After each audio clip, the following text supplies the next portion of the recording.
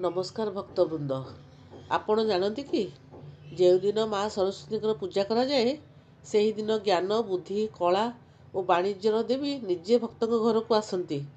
आज भिडियो आम जाना सरस्वती पूजा केबे, यार महत्व कौन और क्यों सहज उपाय कले पढ़ा क्यारियर और बुद्धि बुद्धि शक्ति वृद्धि हुए।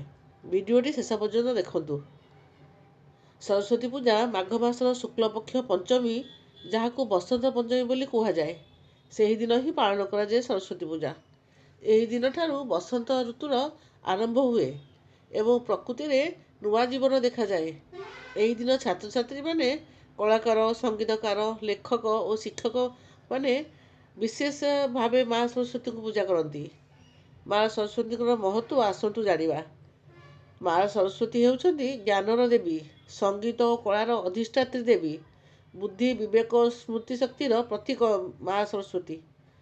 पुराण अनुसार जो घरे माँ सरस्वती कृपा रही थाए सेठारे अज्ञान दूर हुए, सफलता आसे, पढ़ारे मन लगे, कथारे माधुर्य आसे।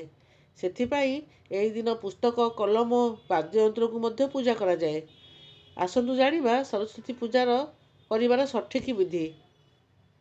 सकाळे स्नान करी हलदिया वस्त्र किंबा धला पोशाक पिंधतु।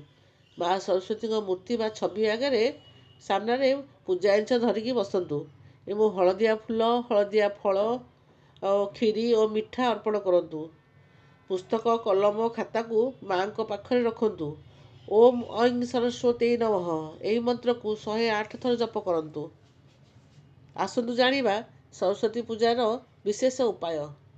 पढ़ारे मन लगिया माँ सरस्वती को पूजा करने पर नुआ कलम ओम लेखि पढ़ा आरंभ करतु।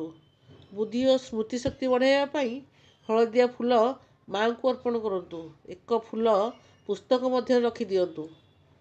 कैरियर और सफलता पूजा पर माँ को नाम स्मरण करी निज लक्ष्य कहतु। मन को शांत रखतु।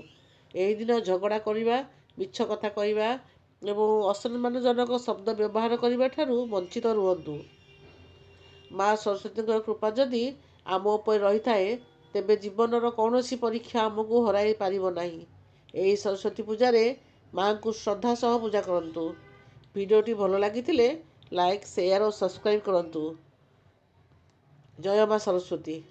निश्चय कमेंट करके लिखिए जय माँ सरस्वती।